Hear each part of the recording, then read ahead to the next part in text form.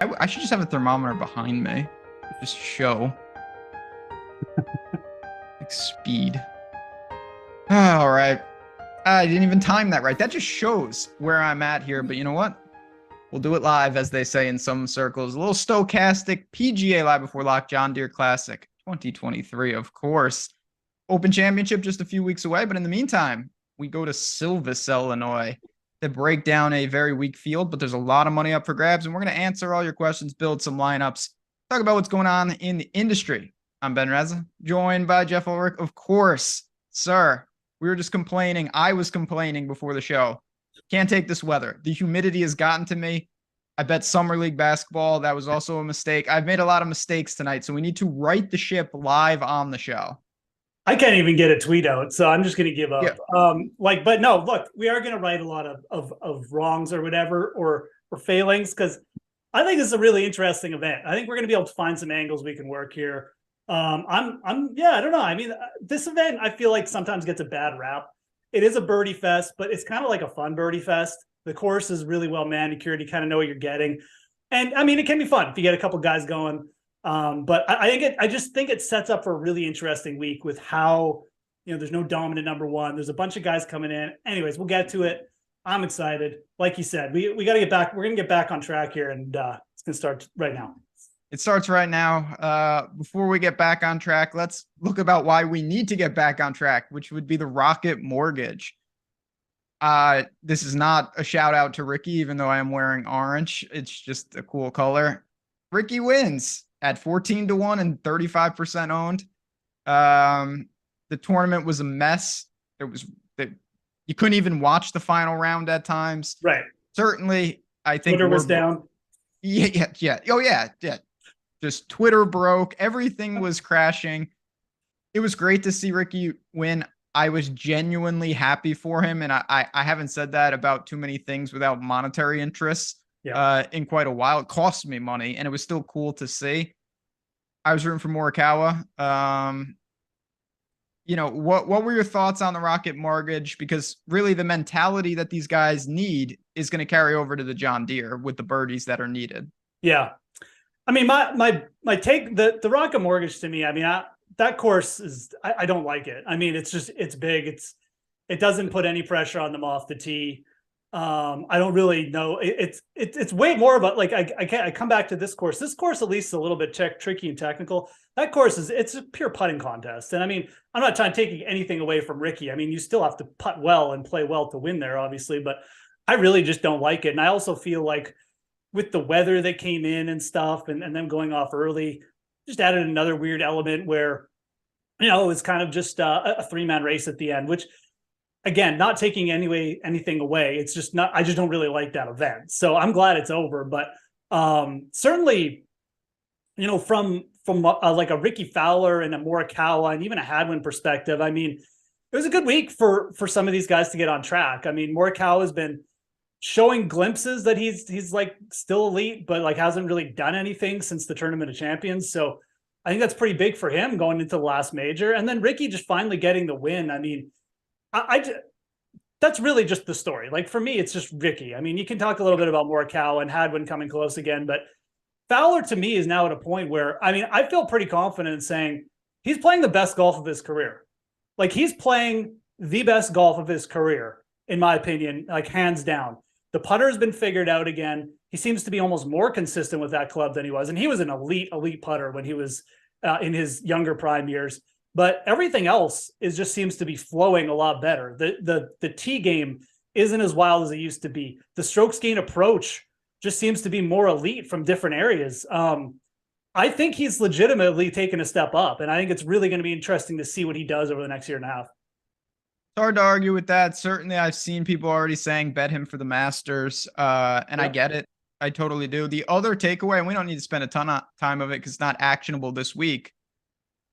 JT, who I thought had righted the ship a little bit, was horrendous again. Forgot he was in that tournament. Yeah, well, we're going to talk about kind of that mentality with Cam Young in a little bit, but Finau, I can really excuse. I'm not too worried about it. Decky, I was really disappointed. I thought he set up perfectly. Yeah. He didn't play great, but JT was horrible. And that's crazy. Some of these guys heading into the last major are really concerning. Yeah, I mean, again, like it's still, like I said, it's a huge putting contest. And I just, it's one of my least favorite courses on the tour, if not my least favorite overall, but it is still concerning. Like, I mean, like you said, it was pretty obvious what was going on with Finau. He came out and made an effort, and it's not, I'm like you, like, I'm just not really worried about most of those guys, but for Justin Thomas, man, like, wow. There's got to be some bigger issue. There's got to be some kind of injury or something going on with that guy, because I've just been doing this for so long. He's just been like a metronome every season, and this is just not him. So definitely a player I continue to have no interest in going down. All right, let's turn the page, and we're going to start where we always do, with the best parts, honestly, free stuff presented by Rainmakers, who sponsor this show. You see it on the screen. If you haven't played Rainmakers, there's still plenty of tournaments left. You can claim your PGA starter pack today. The link is below. It's the first thing in the description of this video. You click it, you're going to get that. You're talking about nearly $300,000 in contests this week in this format. It's there. It's available. I know a lot of people playing it, building out their portfolios. And in weeks like this, the Grios of the world hold a little more utility than a major and whatnot. So if you are interested, definitely claim the free pack and then check out the marketplace. See what you can do with that lineup, build out some contests, because this format, I can feel pretty confidently for football, is going to be very, very prevalent, and understanding it now and maybe building it out is going to pay dividends in the near future. So we've got that on tap here. And what we're doing, we're talking a little TPC Deere Run. You said you don't like the Rocket Mortgage. Do you like this course? No, I do. That's what I mean. Like, I think too, when you look into the stats for TPC Deere Run, you kind of find, like, I always, and I think I just forget it year to year, but I always find that this isn't as big a putting contest as people think. Like, strokes gained off the tee tends to be something where I think, like, it shouldn't be your main focus. You still need players who are, coming in hot with their approach, has some kind of putting upside, but like, strokes gained off the tee here, I think actually needs more this week. If you look at each of the past 5 years, there's been one player to finish in the top 5 who lost strokes off the tee here. And it's not that you need to be a power hitter. Obviously not. Zach Johnson wins here all the time, but you need to be accurate. And I think that just adds a little bit of a different element to this course, which again puts a little bit more pressure on the long games, on the ball striking, than a course like Detroit GC. So I do kind of like this course. You don't need length off the tee, but I think you need consistency. And just looking for those guys who've been consistent in the ball striking altogether, I think is actually more important this week. And it just makes it less of like a putting contest. So I do kind of like this one. It's a short iron, approach, though. That's really what it is. Kirk, Henley, Zach Johnson. I mean, those guys, that's why they eat this up. If you can find the elite wedge players, those are the guys you really need to hammer. The Ryan Moores of the world. Ryan Moore. He's here. Good Lord. Yeah, it's you know what you're getting into.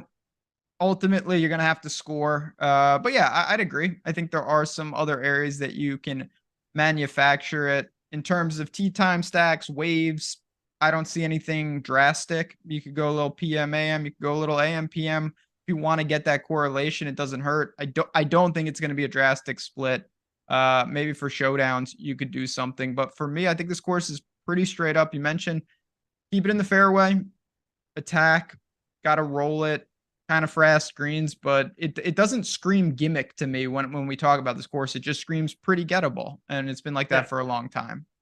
Yeah, it's really it's one of the nicest courses in terms of just how they keep it up. So I think that's another part of it. Like, the greens are in such good condition that you'll see guys like Lucas Glover, all of a sudden putt well here, and we've seen some big weeks. So it's a nice looking course too. I think that's another part of it. And it does create some excitement down the stretch. It's got kind of a tougher par 5.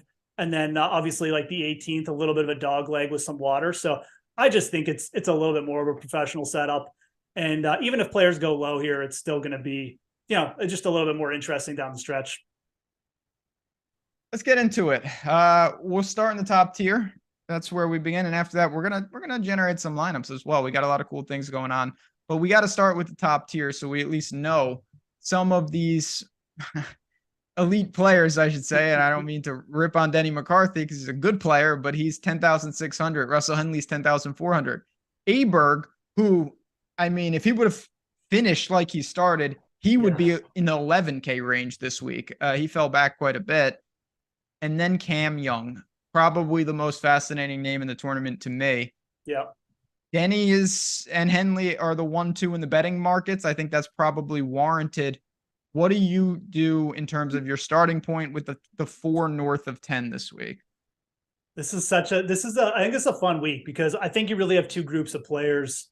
You have the momentum players, Denny, Cole, Shank, and then you have just players who've just been good and we generally know as like solid players. Henley, Cam Young, although he's been really up and down this year, and a few other names that we'll get to. But yeah, I mean, I am with you. Like Cameron Young feels like he's going to be very pivotal this week. It's just when you look at the field and you look at what he's done, I mean, certainly he just feels like he could just come in here and just absolutely blow the doors off. The only thing I'll say is that I felt the exact same way about Cameron Young before the Canadian Open. I felt the same way about Cameron Young before the Travelers.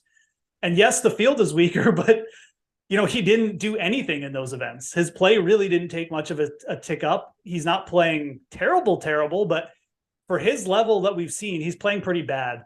I really don't know what to say because we're not necessarily getting, I mean, I do know what to say. I just don't really have like a hard take here because he's not getting any kind of ownership discount. It's not like we're going to get 5% Cam Young where it would be like, okay, obviously we're going to play Cam Young. And I think we were getting more of those discounts in some of those other events. This week, if you're picking Cam Young, you just have to be very sincere. You have to be, I'm rolling with it. I don't care about his ownership. It's a weak field. I'm going to go with it. And I think that's actually a fine take. If you're looking at our projections, they've cooled off a tad on Cameron Young, but not to the point where I think you should be concerned or anything. He's still like a top 4 play. The ownership is probably going to be top 5. But like I said, I think that it's actually justified to use Cameron Young because just of the way the field sets up. So if there was some kind of like, what I could say linchpin at the top where I'd say, like Scotty Scheffler's in the field, just play him. Don't get fancy. I would say that, but there isn't. I think Cameron Young actually makes some sense here. I do think Henley's price is well justified as well, but you can certainly play the two together if you want. I don't really know what to do about McCarthy at 10-6. I would just say that, we've kind of reached peak McCarthy, and usually buying into golfers at the peak isn't the greatest idea. I think that if I was going to get action on Denny this week, I would go to the betting markets and swallow the 16-1 and make him a fade in DFS. It is a weird week. You mentioned when you get fields like this, I tend to think that the upper parts are not, I'm not prone to make a stand because I think that the miscut equity is much higher for all these guys. Very hard to look at, a couple of different finishes and the whole range is interchangeable. Like it really is that fleeting because none of these guys really belong in this range. Aberg, I really think all of them are fine. And I'm going to my plan is to cancel for the most part. I'm not sure I can get all the way to Young. I'm going to have exposure to all 4 of the top 4. I'm not making any radical stands where I'm like 70% on one guy and 0%. Probably have 15 to 30% of all of them, maybe a little less on Cam Young, maybe a little more on Russell Henley, just because that's kind of the order that I put them in. Of all the things we've done on the show, and we've done some disturbing things, we have been all over Cam Young in terms of kind of maybe easing off of him at the right times for quite a while now. And it doesn't mean he can't get it back. And it doesn't mean his off the tee play can't carry him, but he's playing like garbage. That's undeniable. If you're betting on him, you're just blindly backing talent. And we've seen that be a wildly effective strategy many a time. So I get it. But for me, it's not a great week to really go aggressive. Now, if you're looking for a pure, and we're going to look at the lineup generator in just a second. I would imagine that few people will double up north of 10 just because of the way the field looks. Do you have any interest in saying like, I'm going to go Aberg Henley, and I know that combination is going to be very low correlation this week?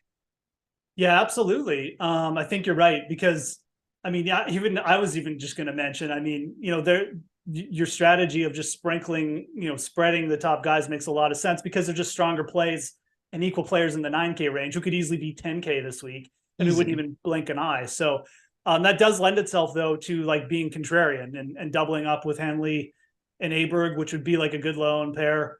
But even Henley and McCarthy, I know they're both projecting like with high ownership, but I just don't think that many people are going to build like that. And the other thing is, I mean, when you use Henley and McCarthy, you're going to force yourself to use some low-owned plays with it, right? So I think that makes a lot of sense. I mean, I feel the best about Russ in this range, absolutely.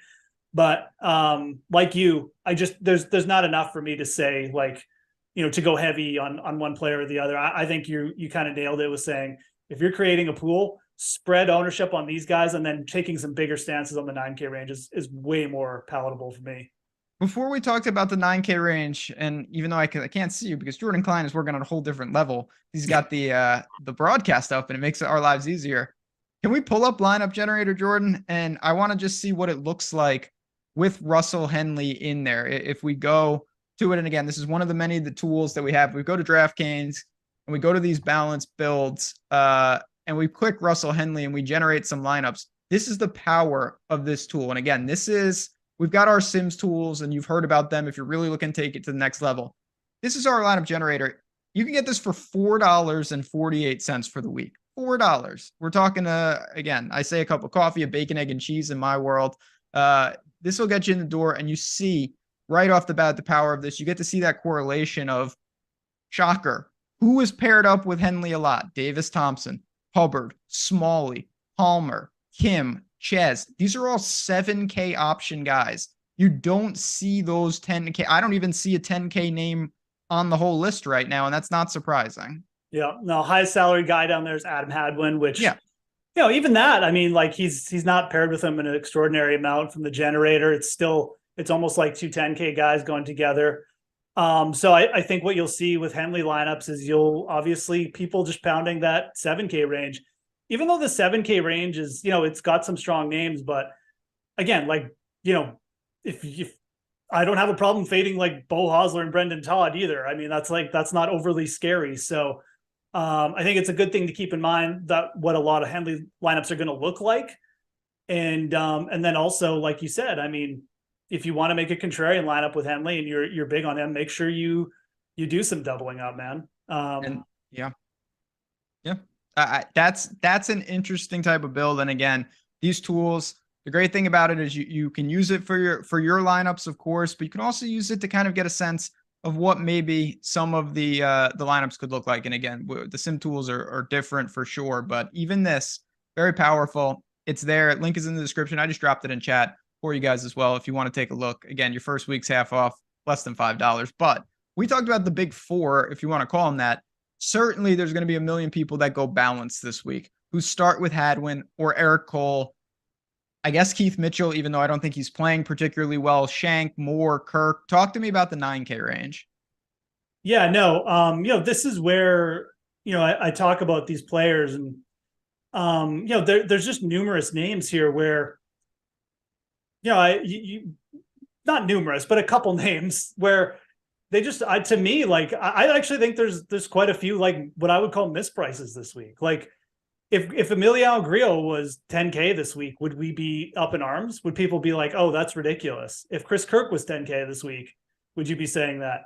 I mean, I almost feel like people have been lulled here, maybe just because of the Ricky win and all these players kind of like who have been close and closing the door, Day and now Ricky. And it just feels like people are just ignoring the fact that like we have quality players down here in the 9K range, Kirk and Grillo most specifically, but you could throw Poston in there as well. And maybe even Taylor Moore, who's won this year. These guys are not getting that much ownership. Chris Kirk isn't even in the top 5 owned players. I thought Chris Kirk would be the most popular player this week when I looked at salaries. 9,300 for a guy who was T17 last week, gained 5.9 strokes on approach. He's probably the best. He's the second best wedge player in this tournament after Henley. He's first in proximity from 125 to 150 yards. This is absolutely just Chris Kirk's wheelhouse. And if his putter shows up, he's going to finish top 5. Like he just absolutely is. He's playing better. And I mean, look, everything I said pretty much applies to Grillo too. So yes, those two guys are just smashes. I mean, there's no reason to go away from them. And I feel pretty strongly, like I said, like I think JT Poston, I know he hasn't looked good, but we're on a course where this is what Poston does well too. So I don't have a problem going there. There's just so many ways you can go about creating a lineup here in the 9K range. And I don't even know if you necessarily have to go and use some of the more popular players like Cole or Shank. And it's not that I don't like those guys. It's just the options under 9,500, like under Adam Shank, are just so appealing to me that you can kind of do what you want. Maybe you like Eric Cole and you mix them in with those other guys I mentioned, but whatever it is, I think you have to take advantage of that low 9K range. I like it quite a bit too. I want to put it out there. I really do like Shank. I think that of the guys that have been close, and there's a lot of them in this field, I think he's particularly close. He lost to Griot in the playoff. And I was interested to see, it's not, I don't want to draw too much from that, but you lose in the playoff like that, it's not unreasonable to go away. And since then, he's got 2 other top 10s, and one was at the Memorial. So he's still playing really, really well. Griot and Kirk, I mean, not only do they line up, of course, fit-wise, Griot was, great here as well. Just objectively, if you just take the best players in this field, they're towards the top. They really are. Like, there's just not that many great players here. So I'm a little stunned by the price as well. But I want to look, before we get to the mid-range, at the opposite. Because to me, there are 2 guys that are talented players for sure, but they're not, their stock has got to be pretty low.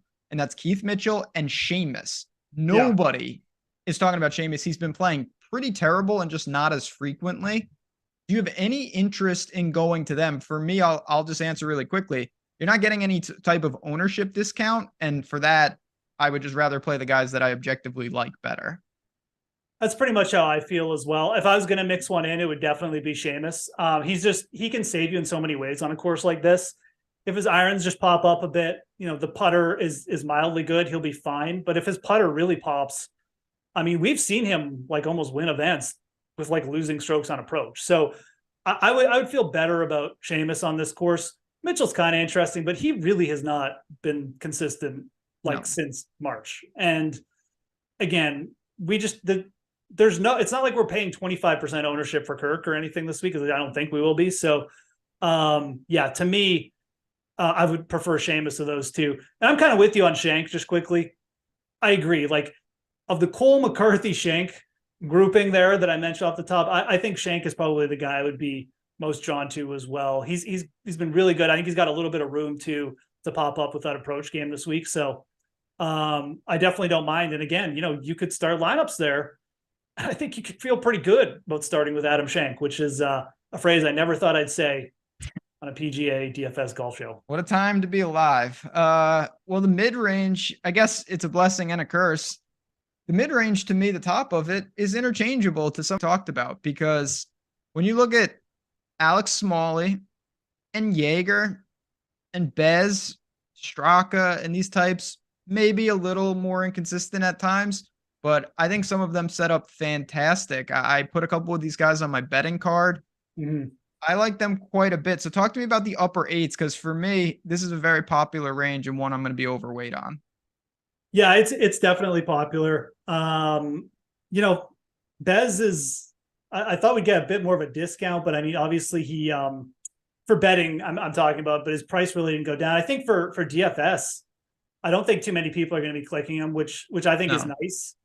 I think he's absolutely just the kind of player who could just come in here.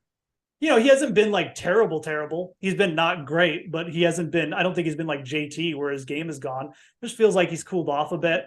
Just a player who could absolutely go nuts with the putter as well. So really don't have a problem with him. Jaeger, it pains me a little bit to see how much he's gotten bumped up for DFS, but I mean, I understand it. I mean, he was my first guy that I looked for this week. Bet him right off the top. I mean, I even had his former caddy tweet at me on Monday. Look at you. He played extremely well here last year and he just couldn't buy a putt and something. So, I mean, it does line up for, I think Jaeger is really ready soon. I mean, he's just had some really good closing stretches. He just needs to just eliminate that like one bad stretch of holes and he's going to be fine. So, a player I'm certainly in on at 8,800. Again, for DFS, he's a little bit too inconsistent for me to say just lock it in, but certainly being a little overweight, I wouldn't be scared. I do think that you can still get a good number on him betting wise too. Smalley, I will say this about Smalley, Ben. I really wish you had told me that this guy cannot putt. Yeah, I should have mentioned that because it's true. He just gets lost because we haven't talked about Callum Tarrant, who I wish you told me. Oh yeah, that's true. It's a different level of can't putt, so maybe that's why I forgot to mention it. Yeah, those guys. But no, I mean, in all seriousness, I like Smalley this week. He keeps gaining on approach, and look for how many putts he missed on Thursday and Friday. Still got to 6 under and made the cut. So there's really no complaints here. So did Taryn. But yeah, Smalley to me is fine. I kind of like the fact for DFS too. He's priced up a bit here. He's getting talked about, but that should keep the ownership levels a little palatable. So yeah, I mean, this range is I even like the lower owned plays here, like better, like Bez. I mean, you could even mix in Montgomery maybe, or something like that, or a little Rogers if you want to get wild. But this is an appealing range. I feel like you could build a pretty good lineup just at the AK guys all together. And, you may even challenge this week. Yeah, there's definitely win equity. My betting card is filled with these guys. My lineup's very similar as we kind of work down. The bottom of the range, I'm a little more confused on, to be honest. Nick Taylor and Kuchar, Doug Gim, who I've been playing quite a bit. He's been fine. I think I'm still comfortable with him, but I really don't know what to do with Nick Taylor specifically. Do you have a feel there? He wins in Canada, goes to the US Open and misses a cut, which isn't anything, and we haven't seen him. I would say he's probably still a good fade. It's a lot. Winning your national championships a lot. More obligations, more people calling you. I doubt that Nick Taylor's head is quite right 100% back. If he was like 7,200 this week, probably be a different story, but he's 8,200. I mean, I just keep playing Doug Gim personally. Doug Gim's absolutely fine. I know he didn't quite get there how I wanted him to last week, but he also didn't kill us. He made 2 eagles and 17 birdies. He's still striking it well, cooled off a little, but the putter hasn't even heated up for him yet. So I would just stay with Gim here. I mean, I don't even really know what Matt Kuchar's doing. That's the other thing. I mean, Matt Kuchar would be a pretty wild gamble. I mean, it feels like a course where Kuchar could just come in and all of a sudden start sinking putts. But yeah, I mean, Montgomery, Rogers, Taylor, Kuchar. If you want to get crazy, mix in one of them, I guess, but they would be pretty low owned options for me. I would feel better about trying to stick like getting up to Bez and then going down to Gim really, and just trying avoiding that whole pile. Just seems like an unnecessary risk, to be honest. It really is tricky for me because you're not getting a huge ownership discount. You are in the sense from the chalky guys, but like Kuchar's not going to be like 1% owned or anything, and I kind of feel like he should be in some regards. Not that he has no chance, but you're just taking on a ton of risk. There's a million different pivots. I would rather play Bez or Taylor Montgomery or KH Lee as we work down at basically similar ownership. So I'm not going to get, if he beats me, he beats me. There's a million guys I could say that about, but I like the upper 8s. I like Doug Gim. And now for the second half of the mid range, again, the upper 7s, there are still plenty of names. KH Lee kicks it off, but Ches is playing good. Hubbard has been very popular, and he did burn some people last week, but I think he's fine. Bo Hosler's missed a couple cuts. Dylan Wu, I mean, I don't know what to make of him. He made an albatross for reasons. Sargent's back. It's a mixed bag when you look at the upper 7s this week. Yeah, I mean, there's a couple guys I'm starting to feel drawn towards. I mean, Ches is starting to get some love on Twitter, and it feels like our projection on him may be low just for the ownership. Him around 12%. I could definitely see Ches just getting fired in there and coming in way over that.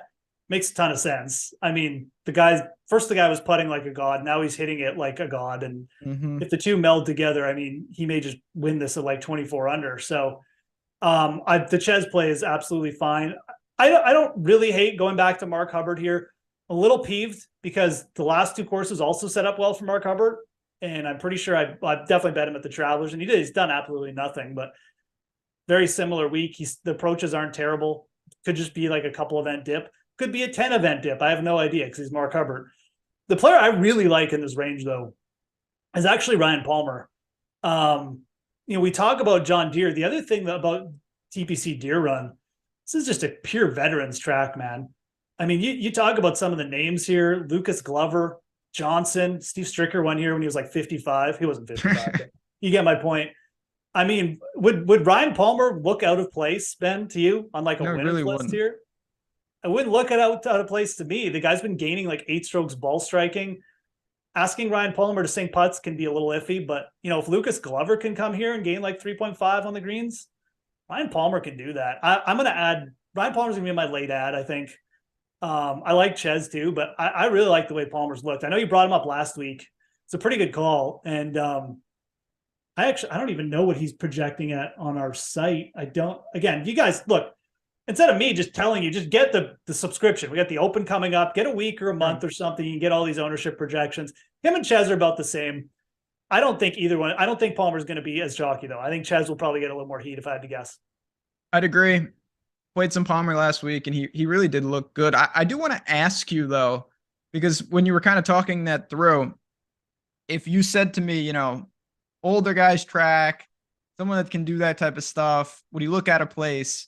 A guy I really don't get to a lot. What about Brendan Todd?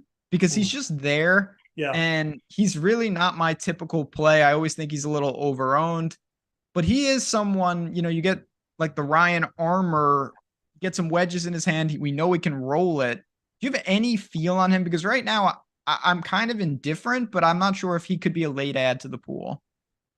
He is a hard player to get a gauge on, like even when he's playing well, because you're like, what did he do last week? Like he lost like 4 strokes here and then he gained 8 strokes on the greens, but didn't play well last week. But I mean, I don't know, not that big a deal. He gained 4 strokes on approach at the Travelers, and then his putter.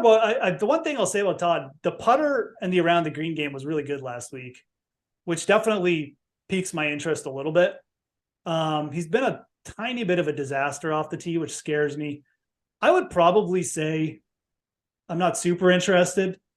Probably rather try and get up. I would probably, again, like if you're looking for really low on plays down here, I don't think he's going to carry much, but no, I just don't know if it's going to be like enough for me to get off Palmer or something. I'd probably rather just go up and use Ches or Palmer, maybe even Hubbard over Todd. If he was a little bit more consistent off the tee, I'd probably say okay, because he did putt well last week. But a good player to throw in. I mean, he'll probably make the cut. I just don't know if he's there. I think I might throw a couple flyers on him. Certainly not going to be a core play or anything massive, but I did look at him and I keep circling back. I will also just throw out one more name as we kind of work down a little bit, because I agree. Like priorities for me in these ranges, got Ryan Palmer. I think Hubbard is fine. Bo Hostler, I think, is fine. Bramlett is not playing terrible. I know it seems a little rocky, but it's not that bad. He was 3 under at the Travelers and got cut. He was 1 under at Rocket Mortgage. I know these are easy courses and it's not getting it done, but he wasn't a disaster. It was a couple of mistakes. He had a double at Travelers. He was 16th at Memorial. He was 19th at the Byron. I think Joseph Bramlett at 7,500, he's around that price in elevated events. And I think it's a fine ad to put him in the pool. Bramlett is a guy who our projections just love. They always really do. He's always up there in like the low. Like I'm looking, I always go and look because I always do an article based on our projections every week, and I always go look who's the highest projecting guy in like the mid 7K range, just the 7K range. Bramlett is always one of the top 2, always. And I think one of the reasons it's very consistent. He doesn't like off the tee and approach. He's pretty much always gains, and he's always giving himself a chance. So again, I come back to off the tee. If you're consistent off the tee here, you're going to have a pretty easy time, because as long as you're not a disaster, you're going to get some birdie opportunities. So yeah, that's a good like 1%er right there. Maybe not 1%, but like 2-3. No one's going to use Joseph Bramlett this week. So No. I kind of like it, to be honest. Because one thing about, like, and we brought this up, looking for really low in plays, like 7,500 and above, is tough this week. So yeah, I'm pretty comfortable with putting him in some of these lineups, and he's been fine. I think he's been better than maybe it looks like. All right, we'll get Colin Tarrant out of the way. I think he makes a ton of sense. He was leading the field in strokes gained approach. I added him as a bet in the middle of the tournament. right. You just couldn't convert. If you can't putt at all, Now we know why he stopped putting then, because you added him. So there you go. That's pretty much what happened. It syncs up quite nicely for last week. He lost 8 strokes putting and he gained just a solid 12.5 tee to green. I mean, that's Scheffler. So yeah. It's hard not to like him at that price. Yeah, absolutely. And I mean, he's an up and down player, but we saw him get hot in the summer last year. He did gain like 5 strokes putting at the PGA Championship too. So I don't really know what's going on with that. If he just didn't like the weather, some of these guys can get put off just by the venue, the weather, the whatever. It's weird. So I wouldn't read too much into it. He's not putted well in a couple events, but certainly if that turns around, I mean, he's a player I could definitely see do something this week. Yeah, I bet him this week. He's one of my first guys. I can't remember. He's 100 to 1 or something. So I'm fine with it. Got the little top 10 each way or whatever, top 8. So I like him down here. He's getting a bit of heat, but I mean, again, we're talking the 7,300 range. So, and the other thing is, Lucas Glover is going to be soaking up a ton of ownership down here. Boy, people really, I don't even hate Glover this week, but like, man, a lot of Lucas Glover. Like, dude, I'm going to start rolling out clips from like 2016 of Lucas Glover putting here, just to remind people, man, like you're taking a little bit of a risk taking chalk Lucas Glover. So, I don't know. He'll probably be fine, but probably will. I'm not super high on Lucas Glover this week, to be honest. Just not because, as the like 10th most owned player, that's for sure. Yeah. Yeah, I just think that there's 5-6 other guys that are point flips in matchups against him in this range, and you're getting a fraction of the ownership. Yeah. So for me, it's not to say I hate the play, because Lucas Glover, when he gets going and the putter's working, he's up there with like the Kirk Rio. He can destroy courses like this. We know he can. Oh, man, I've seen it. I was playing Lucas Glover early in this year, and you could check the tweets I was getting of like, how can you play this guy? And it can turn bad pretty quickly. Right. And now everyone is like, now everyone's like, take me to the promised land. What about Nick Hardy? So I don't want to get like too into narrative street, but he's an Illinois guy. He went to the University of Illinois. He's 3 for 3 at the Deere. He's never gained strokes putting at the Deere, and he still made all the cuts. It just feels like a pretty solid target at 7,300. In this field, absolutely. I mean, Nick Hardy's like a quality player. This is the range where you can find, like, this is why, like, to me, Lucas Glover makes no sense when you're building out big GPPs. If you're going to take a little bit of ownership, take it at the top where the players are far more trustworthy, have better upside. This is where you can actually find 2% owned guys with like real good spike opportunities. Hardy's one of them. I think he's actually just a little mispriced in this range. I know he hasn't been like the best lately, but he hasn't been a disaster. And I just think there's a lot more upside with him just as an overall player. I like it. Kazire is a little bit interesting as well. Not super high on it. It's more of a course history play, but as Mike in the chat did point out, course history is a thing at some of these events. It was a thing with Troy Merritt last week. It's probably going to be a thing with Kazire this week. He really likes this track. It sets up well for him. He doesn't have to kill it off the tee or anything. So I don't mind it at all.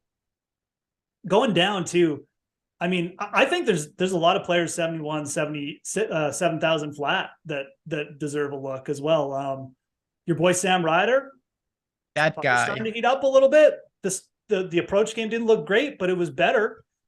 Sam Ryder likes this course. That's another player. Like if you're looking for a couple long shots just to smash this tonight, throw him. I threw him in the first round leader pool, the first round leader bets on Stokastic that I put up. I think it makes a lot of sense. He could just carry you with the putter. So I like it. Lipsky's down here. I don't mind that at all. Lipsky, I think in this field, I don't even really care what he's been doing. I just think he's a quality player. And down here, he just doesn't make much sense. I think he should be. I think he's a little bit mispriced. So yeah, there's some names down here who like really just kind of stick out to me. There's definitely some names down there, and I will say again, this is I don't have a thesis or a dissertation on this. I didn't dig in deep. But to me, course history is more relevant in weak fields with golfers that don't have all the skills, because there are only certain courses that they can thrive on, and they have to take advantage. Like, I don't believe in course fit for like Rahm. It doesn't really matter. He may have preferences, but he can just bring it anywhere. But when you get down to the 7K range at the John Deere, there are some courses that those guys know, like, okay, this is one of like 5 shots where it really fits my game. And I think you kind of see that with some of these players. I want to bring up a couple more names before we get to the sixes. Carson Young was mentioned from chat, who he's pretty reliable. He is over-owned, in my opinion, particularly in small fields, because he makes cuts and he doesn't give you a lot of placement points, but I think he's fine. He's gained strokes on the approach in 8 of 9 events. And then I got to ask you about Higo, because Higo is a legitimate insane play, but I would be reminded that Dylan Fratelli already has this on the resume, a fellow South African. The South Africans connection. Yeah, he'll get you. I just watched one of the Lethal Weapon, the one. Oh, nice. Yeah. You know that one with the where they it's like, where do they go? Like the South African embassy or something? And and racist. Joe Pesci's telling him that he wants to with him and Danny Glover to the South African embassy. Yep. Great movie. It's a sign though. That's a Higo sign. Man. Yeah, I saw you tweeting about Higo. I mean, fits right in there with the Lipskis. I mean, if you're going down here, I mean, like really, why not? I mean, like you're playing for first here. Like we're trying to play for first. I think this is a week where I think one of these players that we bring up, Ryder, Higo, Lipsky, I think they're going to be pivotal. I really do. I think this is where people are going to be having to strike their gold. Everybody above is going to have like 10% ownership. These are the 1 to 2 percenters, man. And you may even need 2 of them. I mean, wouldn't be shocked to see a lineup like that. So I think you can this is where you want to take your shots, is basically what I'm trying to say. Yep. Don't get too crazy. Like we talked about Kuchar. I don't really think you need to do that. Just play the guys who are playing well up top, or the guys who are a little underpriced, and come down here and throw a Higo in, throw Lipsky in. I really think this is where the money could be made. In the big fields. You don't have to play these guys in like a 50-50 lineup or something like that. Don't take that for that. Don't do that with Higo. Cash Higo is not a thing. No. And then look, there's some guys underneath there I like too. We haven't even gotten started here, so. Well, CJ just let us into that. He said preference on Neesmith, Batia, or you. It's a tough question. Where? Okay. Oh, wow. Okay. I mean, I think we just I like all the guys we talked about over most of those guys. Batia cannot putt right now. It's, if I was going to take a shot with one of the guys that was just thrown out, it would be Batia, because I think his upside is legitimately he can win. Kevin Yu, I don't know. Not a big enough sample size. I just don't think Neesmith's game is there right now. I kind of like Neesmith, to be honest, but like he's a wait and see. I would take a shot with Batia. He's in that Higo camp where he could just absolutely run the table. So agree. Kevin Yu was by far my worst play last week. I got sucked into that, and I should not have gone him. It was one of many problems, so it didn't really matter. But it's Batia by default for me, because I want to kind of see a little more from Kevin Yu. Yeah. I think Neesmith is borderline broken right now, and Batia is so young that exponentially he can just 1 week to the next, things can change rapidly. So I'm with you. Having said that, though, I think there are so many guys in that same range that we've already talked about. And we still have, let's get to the cheapies. Let's get to the salary savers. Before I do, though, I do just quickly want to mention, you've mentioned the projections and the ownership. I've mentioned them as well. In addition to the tools, the sims, the lineup generator, if you're just looking for that type of information, you can always get half off your first month of PGA Premium, any sport, platinum, weekly, monthly. It's all in the link in the description of these YouTube videos. If you're watching on repeat or you're watching right now, just make a note. Again, if you come in for the open or you try it out for a week, we're really confident that you'll become part of the Stokastic family. And that's all we ever want. No matter if you're just hanging out watching the free shows, maybe you use it to get some ownership, maybe you use the sims to build your lineups. Whatever fits your process is what we're happy to provide. So just want to make people aware that it's there. Now we got to find find the real cheapies. We got to find the cheapies. We got to find the cheapies. Mike just dropped an all-timer, though. He said odds of Ben wanting to cancel the tournament by 4 p.m. Eastern on Thursday. Yeah, I want them to cancel the tournament right now. Yeah. I would be that's never. I do that sometimes where I enter all my lineups. I spend hours using our tools and doing all this, and I'm like, I would sign for a break-even week, and I'm like, well, what does that really mean? Like, if I'm just, but that's another story for another time.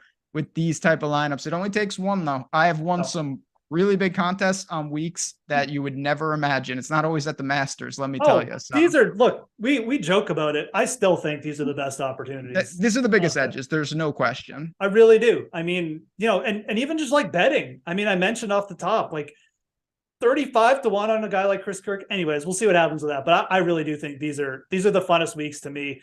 I like this course better than last week too. I know last week was kind of the same, but is wide open. Look, Davis Thompson going to be a little chalky down here.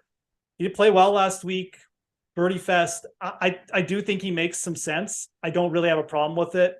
I'll throw. I mean, look, you know this guy. He's the Mr. Sailor hat. He wears his round Marty Do. Chapeau. Marty Do. Gaining strokes putting. He gained the most strokes on approach last week in Detroit that he has since like January. It's consistent off the tee. Where did we saw him pop up at the Byron Nelson not too long ago? I think Marty Do is a really good play down here. He needs some points. He's played here before. Yeah, why not? That's a 1%er. Play Zach Blair again too. I don't hate that, but I think Thompson. And if you want a 1%er at 69, I would go with Marty. I like him. He's in some of my lineups for sure. He's flashed some signs. You've got Grayson Sigg right there, who I'm just going to keep playing. I think Grayson Sigg is another guy to me. He's this price in better fields than this. And he doesn't always play great, but he's fine. So I'm pretty comfortable with that. We did have a question about, so this is a guy that he just appeared last week, and that was Peter Quest, whatever this guy's name is. I'm not playing him only because he got a price jump a little too high for my liking. Yeah. He's in the mid 7s, and that is just the price I can't pay. Yeah, and again, course is a little different this week, a little more technical. We do see players come and like the putter just stays off for them. I mean, I'm pretty much on line with Ben. Like I'll see more. I mean, if he burns me again this week, it's not going to be that big a deal. And the other thing is, I think that there's still like really solid plays alongside him. If he was the only option, I'd probably say, okay, maybe take a shot, but we're talking about a small sample player. I don't really think it's wrong to play him, to be honest. Like it's kind of like the difference between like Schenk and like Kirk. Shank's playing really well. Maybe he's a little bit too high, but like he's also playing well. So you make the same argument there, but he looks like a player, and the very least, I think he'll make the cut. Like I really think you'll see him keep making a few cuts. He's going for that like special membership or whatever. So yeah, it's a big run for him, and I think that you'll probably see him on these easy courses make a couple more cuts at the very least. So that's my take. It's just tough to know. It really is. So you just it's all opportunity cost when you get down here. You're picking, what do you value? Is there a skill set or a reason? Like, oh, I want PM, AM. Well, that's 7 guys that are reasonable. Let me choose a couple. I don't think it's anything more than that. You mentioned Marty Do. Satoshi is down here. Him and Knox, I do think, do some things that you could value. The problem with Knox, even when it feels like he plays okay, and then I look, and he's just 47th again. Like I thought he played pretty well at Rocket Mortgage. I'm not sure he can do it for 72 holes. Or Kenny, you're the Knox whisperer. Sorry, I was just reading message that I'm not going to read on air. But yeah, no, I mean, Knox did actually, for the first time, I would say, like, perk up a little bit last week. I was just also looking at Eric Van Rooyen, who keeps making starts. Like, this guy is persistent at the very least. You know what's going to happen with Van Rooyen? He's literally just going to finish like T6 one week. He's just going to. So he is. I don't know what it is about. Again, I'm just taking shots at South Africa all over the place now. Maybe it's a South African thing because him and Fratelli, they are just up there. But when they're not, it's like, oh, he's 7 over through 3 holes. Oh, he's plus 13 today. Oh, he picked up some weird injury as well. Like he like ran into a tree or something. You know, like these guys, I don't know what they're doing out there. Honestly, it feels like a little late. I probably should have mentioned this months ago, but I think it's a pretty reasonable strategy to just blindly take the 3 ball that EVR is in and pick one of the other 2 players until he shows something, because he's non-competitive. Like he's not missing cuts where he's close. He's legitimately non-competitive right now. And he's still priced in his 3 balls at like, or he brings up the price of the other 2 guys, and he shouldn't right now. Yeah, right now he's like, if like some senior tour player was playing and was part of the threesome, like that's what he should be priced as, but he's not. Yeah, to your point, right? So, anyways, how low are you going?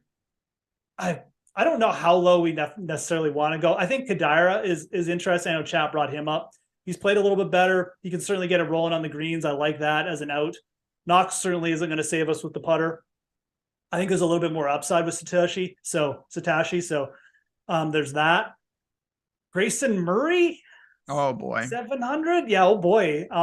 He's played pretty good on the Corn Ferry Tour this year. I'm just going to throw that out there. Absolute wild card, but like there's no guarantees down here. So, and I will say this, what about just going back to Troy Merritt on a course like this, where it's really simple?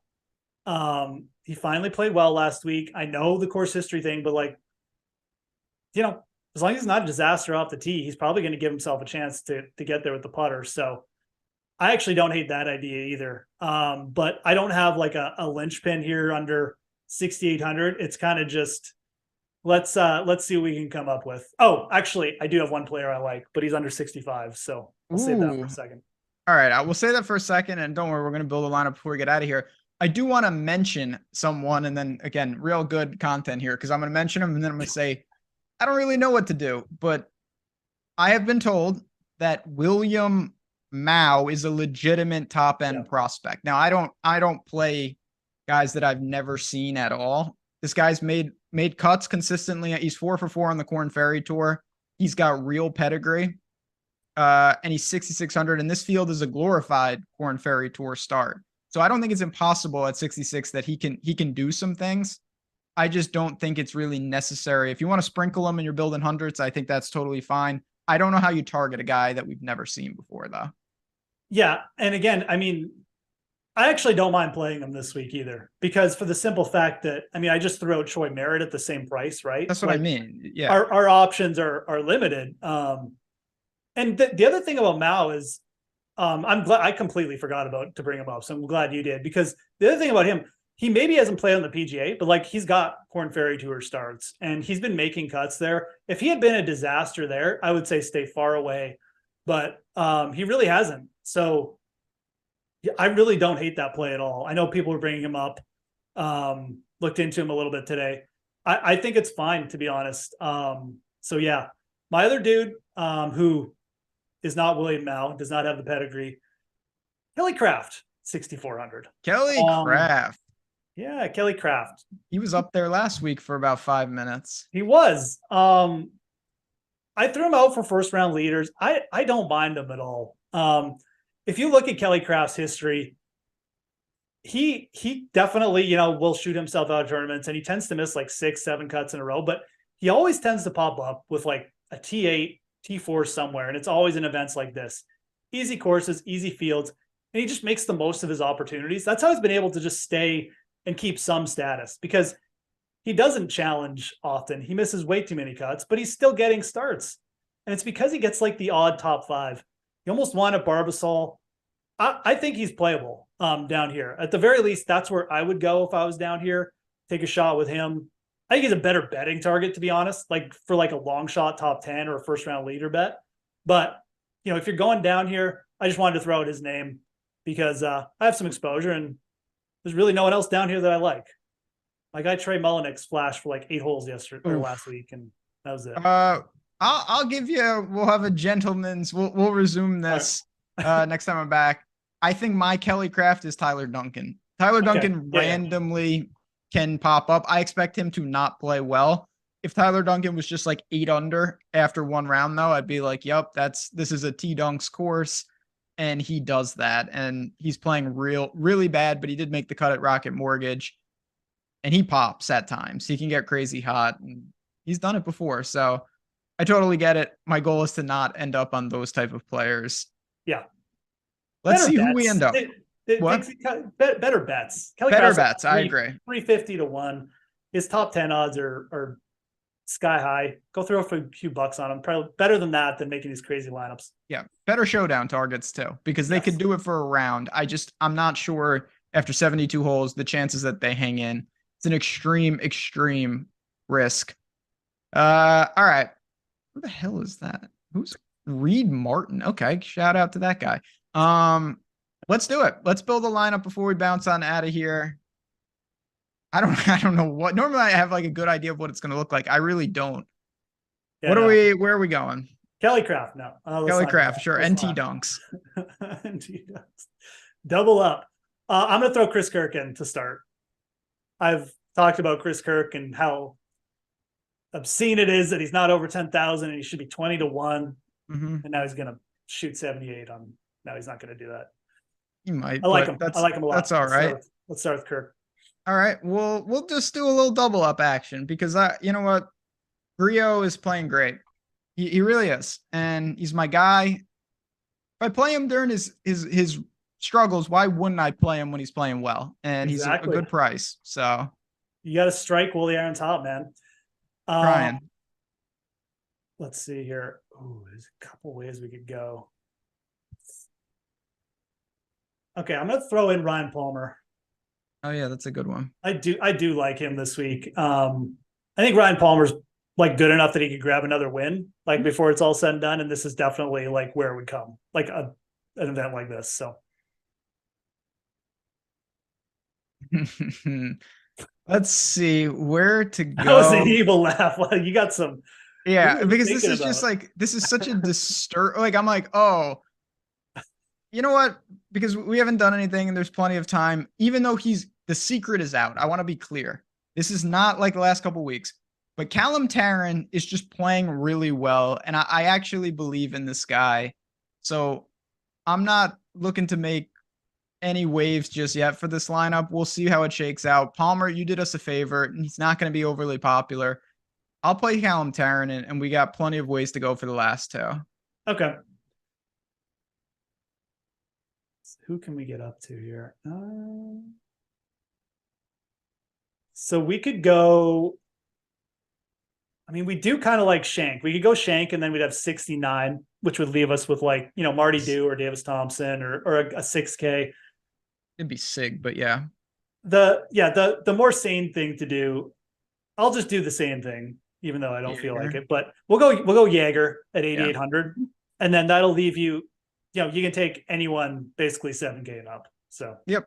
And for that, there's a million different targets. I think that you actually could leave 300 and go Nick Hardy, and that's a cool looking lineup because don't be afraid to do that. I'm gonna go with Joseph Bramlett though, just of a guy that I think is playing better than it looks, and we leave $100 on the table. He's shown some upside. This lineup. They all look ugly this week, but I actually kind of like this build. And the key I think you're going to see, and it's like most weeks, if you survive the top 4, the next like 40 guys in win equity, I don't think are that different. to be Yeah. honest. And that's where it can really open up, and we could see some pretty interesting stuff. So any final thoughts to the people? You can follow Geoff at the Fantasy Grind, me at JazzRaz DFS, John Deere Classic in the books. Yeah, no, it's just one of those weeks, man. I mean, if you're staying on, if you've been betting Cole or you've been betting Denny, I'd probably just keep doing it this week. It's going to be a wide open event. There's no hard anythings about what's going on this week. So yeah, give me a follow. Check out Stokastic and the ownership. We got the Open coming up soon, guys. Always recommend it. But otherwise, hope everybody has a good weekend and rests up after the big national holidays we had last week. That's true. A lot going on. I hope temperature cools down. If it doesn't, you might not see me next week. Actually, you won't, because I'll be in Saratoga. But don't worry. Show will go on. Friends, good luck. Enjoy the John Deere. And thanks again for tuning in. Hit that like button on your way out. All the links in the description below. And we'll see you next week.